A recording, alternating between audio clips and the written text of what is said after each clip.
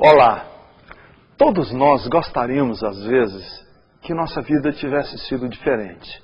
A gente olha para o nosso passado e a gente fica pensando, se eu não tivesse nascido nessa família, se o meu pai tivesse sido um pouco mais rico, se não tivesse acontecido aquele acidente, se eu não tivesse passado por aquele trauma. Todos nós olhamos para a nossa vida e ficamos imaginando como ela seria se nós tivéssemos feito outras opções e não as que nós fizemos. Não é verdade? Há em todos nós aquele desejo de imaginar por onde andaria eu, por onde andaria você, por onde andaríamos nós se a gente tivesse feito outras opções que não as que nós de fato fizemos. Mas isso é um exercício meio tolo. Por quê? Porque essas outras hipóteses, elas se diluíram em nada, elas acabaram se transformando em coisa nenhuma, porque nós não fizemos aquelas opções. Às vezes nós ficamos pensando se Deus não foi de alguma maneira injusto conosco, nos fazendo nascer no bairro em que nós nascemos, nascer na família que nós nascemos, ter tido a sorte que tivemos, ter tido a altura, ter tido mais ou menos cabelos, ter tido olhos azuis ou olhos castanhos. Por que minha vida é do jeito que é e não como eu imaginaria que ela deveria ser?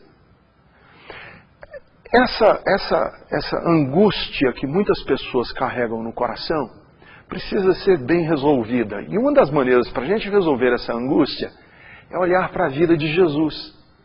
Como Jesus lidou com a sua história, como foi que ele lidou com a sua infância, com os meios onde ele nasceu, a cidade onde ele nasceu. Veja bem, Jesus lidou com a sua realidade do jeito que ela era. Deus não fez com que o mundo acolhesse Jesus de uma maneira diferente. Não, ele nasceu, ele viveu de acordo com a realidade histórica. Deus poderia ter tirado Herodes do trono da Palestina, Deus poderia ter tirado César do trono de Roma, Deus podia ter dado uma ajeitada na história para que a vida não fosse tão hostil para a chegada do seu filho na terra, mas Deus não fez isso. E a lição que nós aprendemos é que nós podemos sim triunfar mesmo na realidade onde nós vivemos, porque essa é a nossa realidade. Há algum tempo atrás eu tive uma experiência muito interessante. Eu fui visitar um advogado, nós estávamos com a causa jurídica na nossa igreja, e eu precisava conversar com o advogado, e o advogado começou a contar para mim o lugar onde ele estudou. Tinha estudado num colégio que aos 14 anos de idade ele já lia os clássicos da literatura antiga, ele tinha lido Cícero, ele havia lido Sêneca, no original em latim. E ele virou-se para mim e disse, eu estudei latim numa gramática francesa. E eu fiquei pensando, porque na época em que este homem, que tinha um pouco mais de idade do que eu, mas era mais ou menos contemporâneo da minha infância, na época em que ele estava estudando nos melhores colégios, eu estava estudando num colégio público, em que os professores faltavam, em que as carteiras eram quebradas. E naquele instante uma angústia nasceu no meu coração. Por que Deus não mudou a minha história? Por que Deus não melhorou a minha infância, mudando algumas variáveis externas para que eu pudesse viver uma vida melhor? Mas aí nessa hora que eu fiquei pensando, foi importante eu passar por aquilo que passei, de eu não ter tido a experiência que esse homem teve. Tanto que eu estou do lado de cá da mesa como um homem de Deus e ele está do lado de lá da mesa apenas como um advogado. Então a lição que nós aprendemos é que Deus poderia mudar a nossa história de vida, melhorar as circunstâncias, mas isso não faria de nós pessoas melhores. Isso não nos daria a têmpera que nós precisamos para vencer e para lutar. Isso não daria a nós as condições que nós precisamos para atravessar qualquer circunstância, seja ela qual for, debaixo daquela uma verdade que precisa nortear a nossa vida. E que verdade é essa? A verdade de que nossa vida não depende de fatores externos. A nossa vida depende de conteúdos internos do nosso coração. Na verdade, Deus, quando nos chama para o Evangelho, não é para mudar as circunstâncias externas da nossa vida. Deus, quando nos chama para o Evangelho, é porque Ele deseja alterar as condições internas do nosso coração. Lembram que Jesus disse que é do coração que procede? Tudo que há de bom e que há de ruim é do coração que procede água doce ou água amarga. Então Deus quer transformar, na verdade, são os conteúdos da nossa alma. Deus está querendo transformar os valores que nós temos, não as nossas circunstâncias. E a angústia das pessoas é que elas imaginam que podem transformar as circunstâncias ao redor e permanecerem os mesmos. E que na mudança externa isso vai alterar os conteúdos do coração. Não altera. Eu conheço pessoas que nasceram em berços de ouro, viveram circunstâncias as mais agradáveis da infância, em lares funcionais, pais amorosos, e isso não contribuiu em nada para que eles fossem pessoas dignas, verdadeiras e honestas.